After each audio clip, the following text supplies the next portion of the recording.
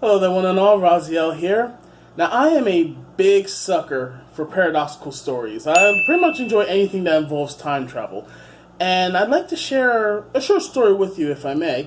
My fellow Whovians out there, you're going to be well aware of this story, but I'm just tweaking it a little bit so that it goes with the context.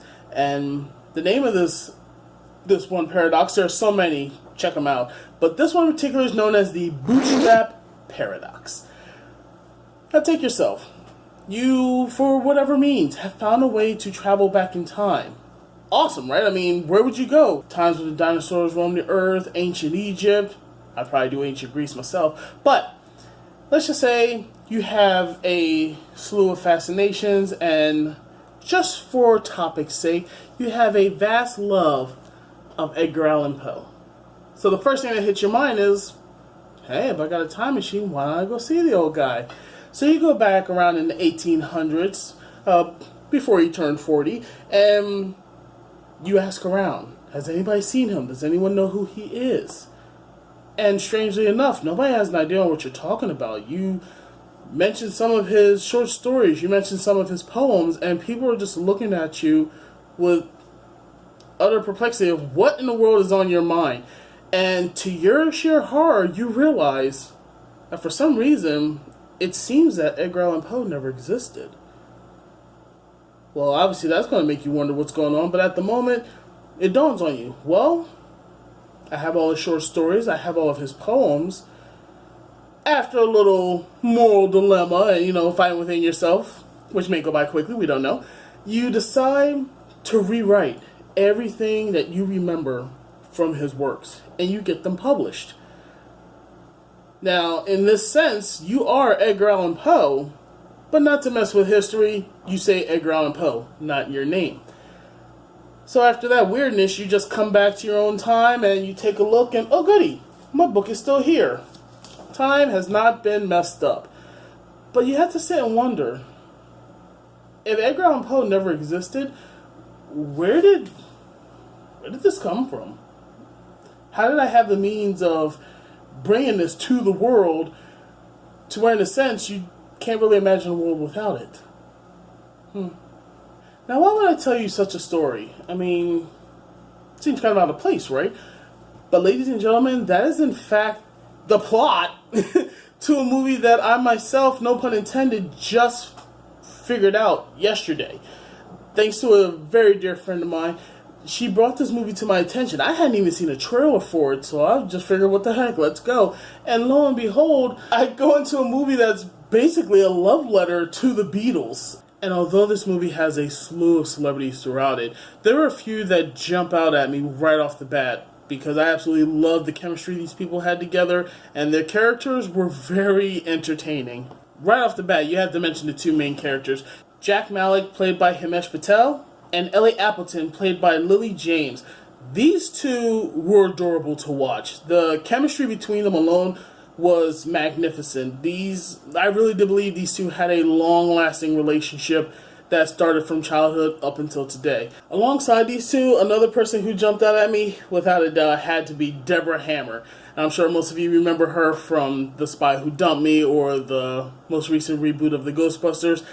What can you say? The girl plays crazy quite well. Now, like I said, given the story that I just told you in the beginning with the bootstrap paradox, this movie in itself is pretty much the exact same thing. Poor Jack. I mean, he is, without a doubt, a hardworking, definitely struggling and hungry singer-songwriter, but thanks to the love and attention that he gets from his manager, Ellie, she goes all out to try and get him as many gigs as possible.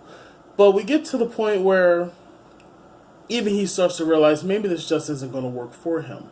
So sadly, to Ellie's dismay, Jack decides to throw in the reins. After a short conversation to convince him to come back, he decided no, he's done. Sadly, he's at a very low point in his life. And at one moment when he's actually going down his own long winding road, there's surprisingly a worldwide blackout. And nobody knows what's going on. Nobody can really understand why. There are some theories mentioned throughout the movie. The best one I saw was they talked about a massive solar flare hitting the planet. But just as the power went out, Jack himself gets struck by a bus. Completely random moment. could have happened to anybody. But speaking of random moments, when he comes to, he wakes up in a world where he finds out the Beatles don't exist. None of their music, none of their backstory. And he finds himself in a serious moral dilemma. Should I write down their music and take credit for it? Or should I just let the world go without the Beatles? Yeah, he figures out really quick. Bring the Beatles into the world. So he starts rewriting the songs as best to his memory.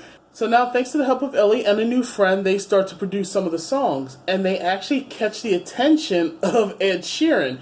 And I gotta give it up to this guy. I like him as an actor. He's subtle and down to earth. I had no problem with him whatsoever. To which then leads us over to Deborah's character. Wow. I mean, she, like I said, the woman can play crazy well. But the thing I love best about her character was she has this analogy about a poison chalice.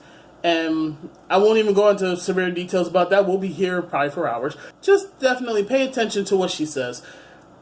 The story that she says about the chalice is, without a doubt, a perfect analogy with today's times as far as fame and wealth and the choices we make and the results that we must accept from those choices.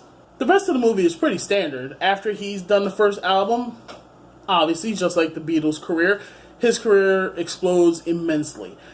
But of course, given that he knows what the situation is, there are times that my best guess is he's hallucinating, because there's no follow-through with some of these thoughts where he's afraid of getting caught or whatnot.